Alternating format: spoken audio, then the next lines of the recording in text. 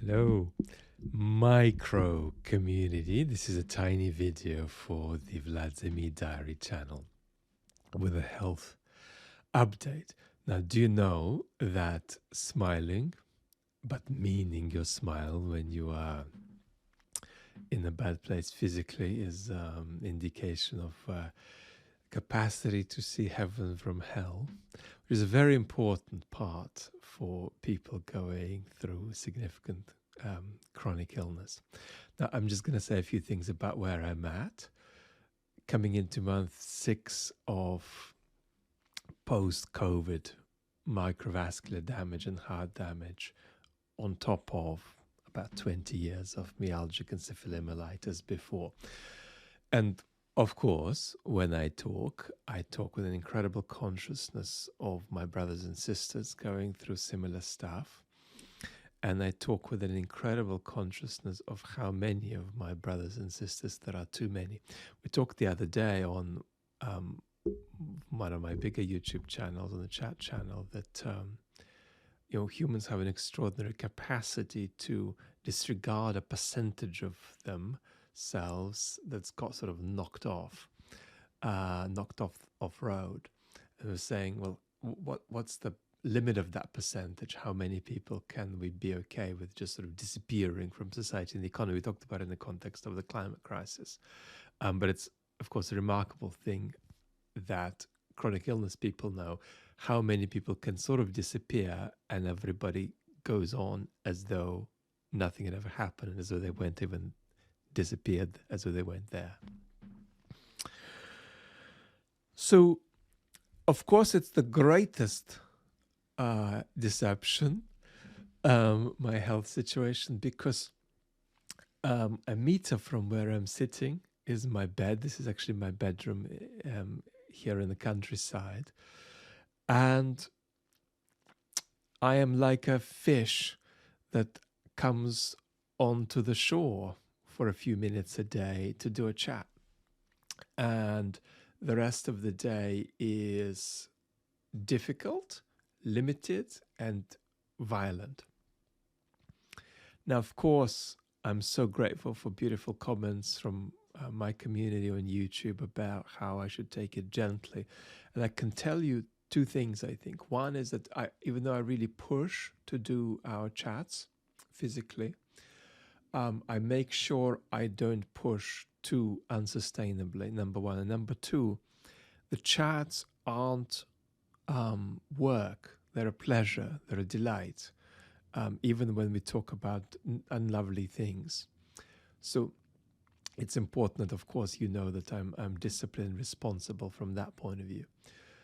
Because I think that you've got to be able to have enough grounding to give, right? It's a kind of a mistake to think that you can go around giving if you're just completely flailing all over the place. So I'm in a very difficult situation, but I'm not flailing. So how is it actually going physically? Well, you all may know that before August, my ME wasn't as good as I would have liked it to be, my myalgic encephalomyelitis. So I was working 2 to 3 hours from home, and most of that was from bed. But I had a capacity to move around the house, and I had a capacity in a limited manner, infrequently, to go outside as well. Now I have very limited capacity to move around or be upright without significant problems.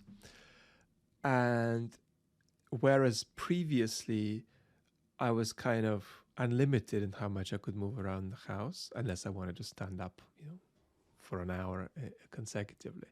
But now I'm very limited, and I have a window of about 10 to 15 minutes a day of relatively sustainable standing up.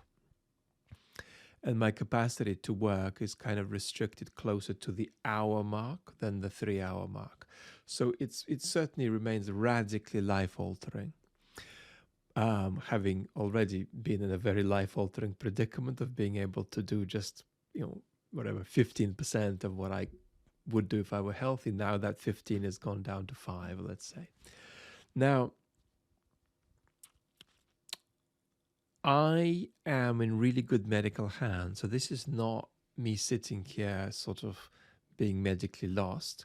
I have a wonderful cardiologist. I have a wonderful second cardiologist who specializes in post-COVID heart damage and microvascular damage. And I have my regular ME specialist who is one of the, you know, major ME specialists in the world. So this is me being stuck despite being in outstanding medical hands, not because I'm not in good medical hands. And one of the biggest problems I've had is drug intolerance. So some of the drugs I'm taking for the heart damage, microvascular damage, are not working for me because I'm reacting to them. And so that's a sort of a perennial problem that I didn't have for the first 10 years of my ME, but then I developed sort of incapacity to tolerate the drugs that made me better. And now, having run into this post-COVID stuff, I am feeling very set back by that limitation, which is very, very frustrating. And of course, there's even a drug that I know makes my ME better that I've become intolerant to, which is an immune modulator drug. So it's very difficult to sort of make progress because whichever way you go, you're stuck. What's my dream? What's my fantasy? To be honest, my fantasy, if I'm sitting here right now, is to have a 2-hour break from the post-COVID symptoms and just go back to my ME that was there before. So it's not a fantasy to immediately, recover from the post-COVID damage. It's a very modest, very humble fantasy. It's my number one fantasy. Just have a break because it's so exhausting.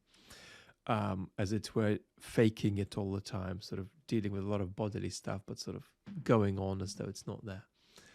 I'm not denying it, but I'm saying that, I have a wonderful capacity to, for instance, sit here when there lots of weird shit is going on in my body. My second fantasy is just to go for a 10-minute, no, not even a 10-minute, a 2-minute walk. And 100 meters would be enough. But while my ME would allow that, my post-COVID story wouldn't. How do I feel about how the two are interacting? Well, we know that a lot of people with post-COVID stuff meet the ME criteria, probably half of them. So there's tremendous overlap, but some differences. My own experience is that I would say I have a second issue on top of my ME rather than a deterioration of my ME, though that's true too. So basically I feel like my ME is worse, but then I have this microvascular damage and heart damage that is, I just don't recognize it as being part of my ME. So I feel I'm somebody who had a very significant illness, has got a secondary illness. So that's how I experience it. And that's it. That's it. So the fantasies are not great. I would love to be better, but the fantasies are not great in grand scale. They're minor. If you want to know more about, love of walking, then there's a video on that on the chat channel, which I'll put here. Lots of love.